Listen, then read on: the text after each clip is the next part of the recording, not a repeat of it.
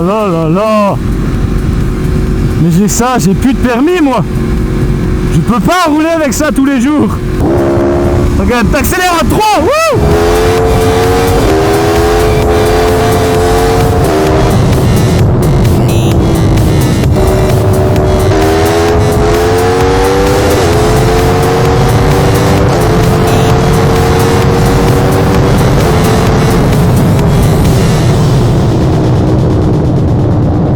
Bonjour à tous, j'espère que vous allez bien, moi ça va au top du top. Pourquoi? Parce que je suis sur une MT10, une moto que je surkiffe, je la trouve pas spécialement belle en fait en photo, mais là je la vois en vrai et je m'assois dessus, en fait je me rends compte que en plus d'être super performante, bah, en fait elle est grave jolie. Et en gros c'est quoi? C'est une MT-09 overbookée, donc c'est un 1000 cm3 de 160 ou 180 chevaux si je dis pas de conneries. Je vous l'afficherai à l'écran la puissance réelle, donc autrement dit c'est un monstre, un pouce au crime. Je la teste depuis une dizaine de kilomètres là. Et où est-ce qu'on va? Et ben on va faire la même vidéo qu'avec la MT-09 et la S1000R. On va en Allemagne sur l'autoroute A5, qui est une autoroute sans limitation de vitesse où on peut rouler légalement comme des sauvages. Et donc on va voir ce qu'elle a dans le ventre. Hop là.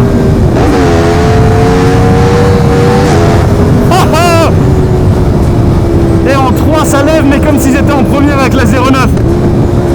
Allez, le coup de sirette.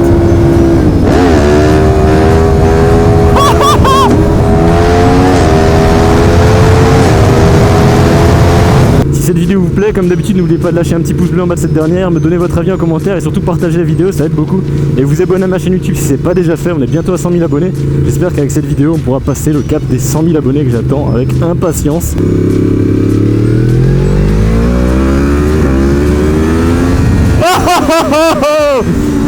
Oh, comment que ça marche!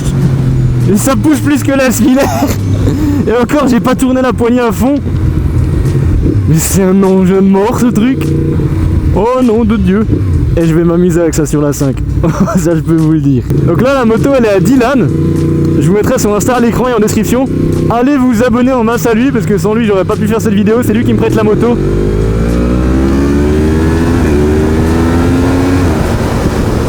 Wow.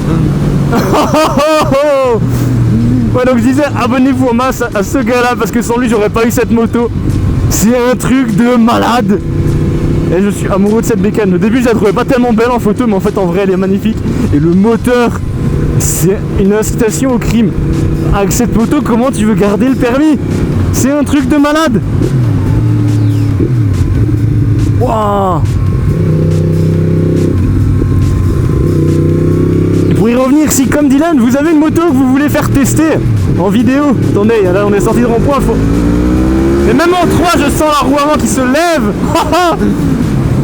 Oui, donc je disais, si comme Dylan vous avez des motos qui valent le coup d'être testées en vidéo, genre des R1, des S1000RR, des motos que j'ai pas encore testées, pour l'instant j'en suis qu'à ma 3ème, et ben n'hésitez pas, vous mettez un petit commentaire, enfin même pas, non le commentaire vous pouvez le mettre, mais le mieux c'est de me contacter soit par message privé sur Facebook, Instagram, ou alors encore mieux par email à contact@scrap-tech.fr. Je mettrai l'adresse email à l'écran. Vous m'envoyez un petit mail, vous me dites ce que vous avez comme moto, si elle vaut le coup d'être testée. Si vous êtes du coin aussi en Alsace, donc vous pouvez vous faire le déplacement parce qu'on est obligé de faire ça en Allemagne. Parce qu'il n'y a que en Allemagne qu'il y a des autoroutes sans limitation de vitesse. Donc n'hésitez surtout pas, c'est un grand plaisir. Ça fait une petite série de vidéos, sympa la Ferrari.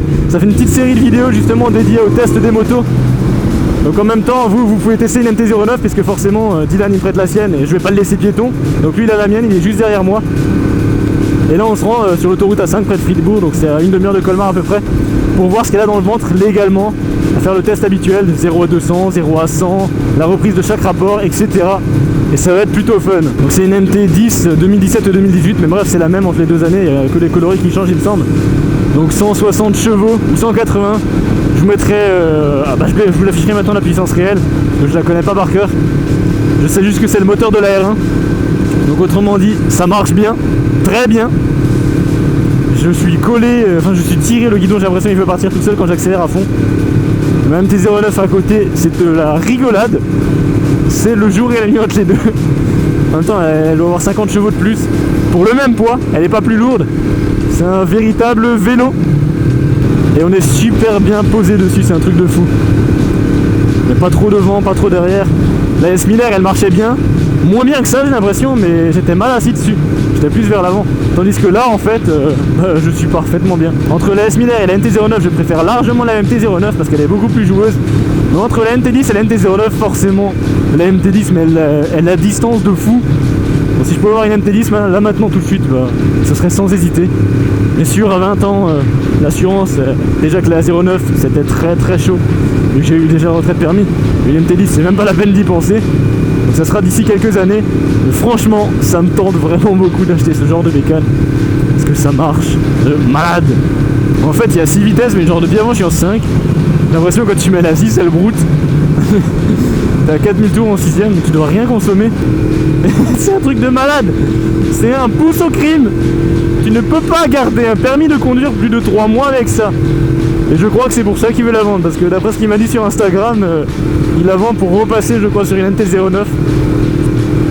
Parce que c'est, je crois, trop puissant pour au quotidien ou cher à l'entretien. En tout cas, c'est dommage parce que c'est vraiment une super moto. Ah bon, la MT-09 c'est aussi super joueur. Mais t'as moins de chances de perdre le permis, même si ça marche vraiment très bien.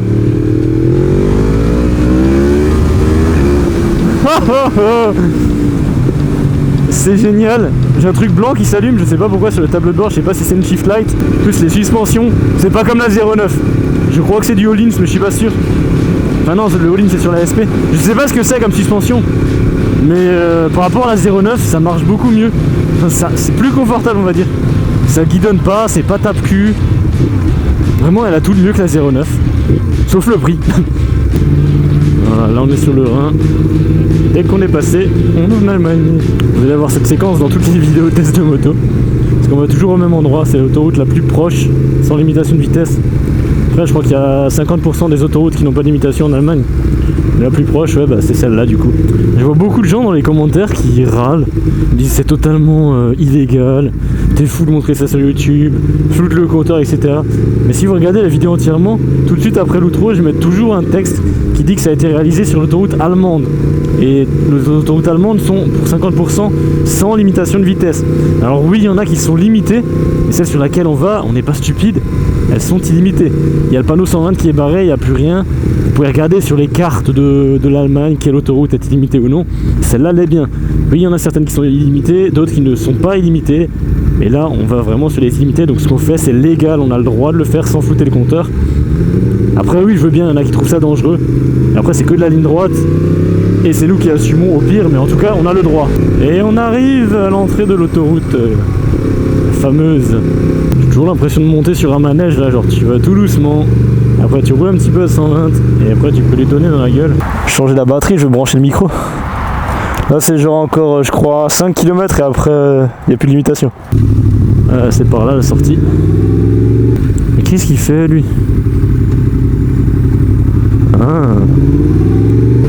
Du coup on est parti, quelques kilomètres à 120.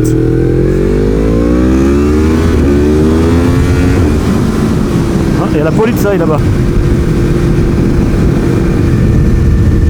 Au franchissement de ce panneau, on est libre. Yes! Hop, je vais fermer ça entièrement, vous m'entendrez mieux. Ça fait un petit peu effet de résonance, mais au moins vous n'avez pas trop de vent. Ok, donc là, après le 4x4, on va pouvoir y aller.